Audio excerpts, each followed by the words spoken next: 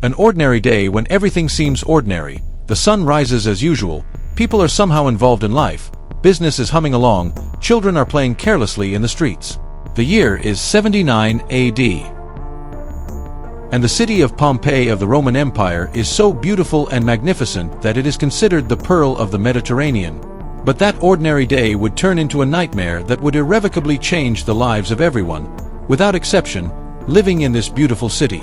100 years ago, when Mount Vesuvius, the same volcano that hid the gladiators in Spartacus' slave revolt, suddenly erupted, the sky turned pitch black before lava and ash began to engulf the city.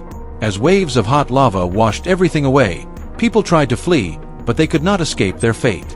As Pompeii disappeared beneath the ashes of Mount Vesuvius, which had been sleeping for centuries, the last terrifying moments of the people hidden like a time capsule remained. This video is the story of a city suddenly buried in history, a journey of rediscovery of a world hidden under the ashes.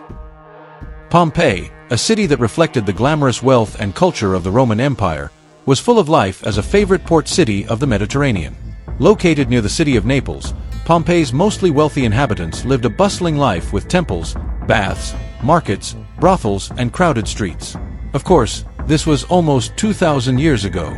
Roman aristocrats, living in opulent villas with elaborate mosaics, were an art-loving and beauty-seeking society.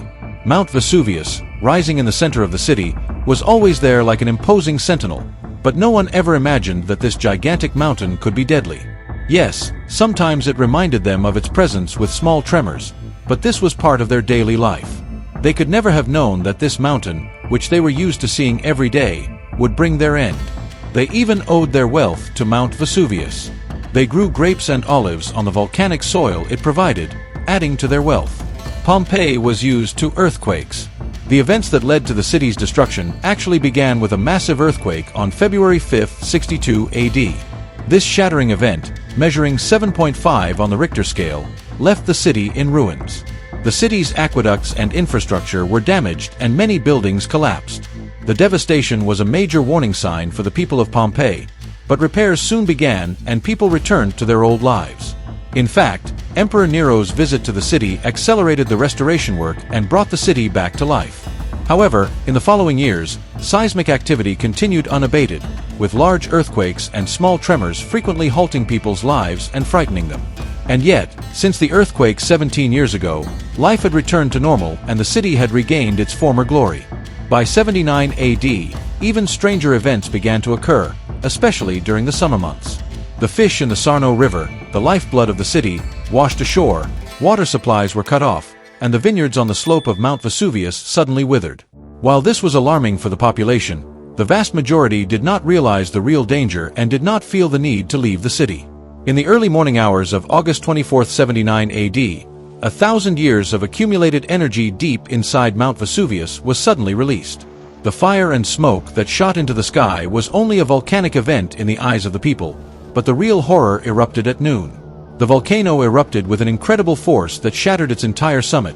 A huge mushroom cloud of pumice shards reached up to 43 kilometers high.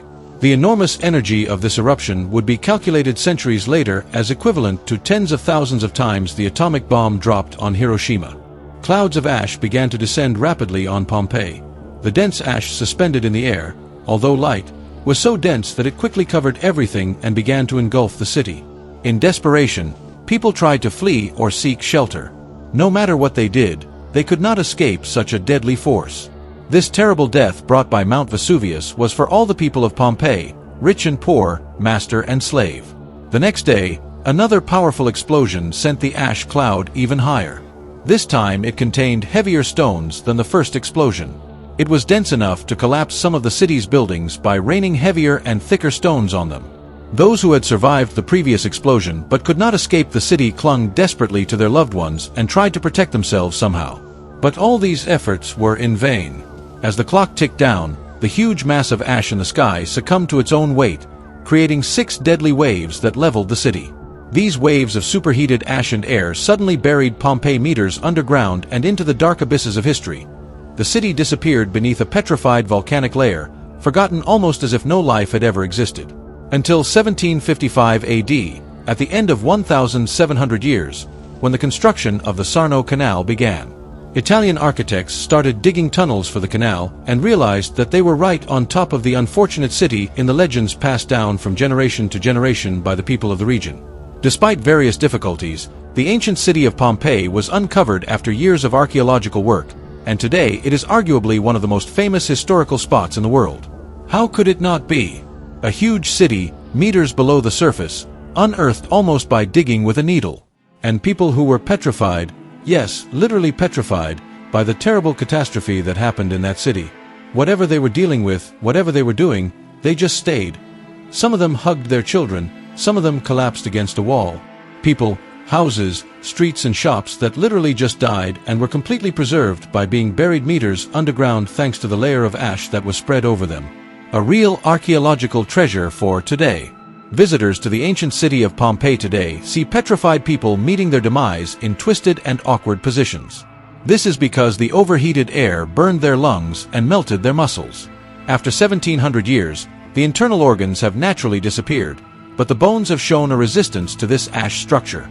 Scientists filled the body structures emptied of internal organs with plaster so that the bodies could be exhibited. Today, this is the most impressive part of the ancient city of Pompeii. It is a unique experience where people's reactions at the moment of death and death pains can be observed in the most natural way.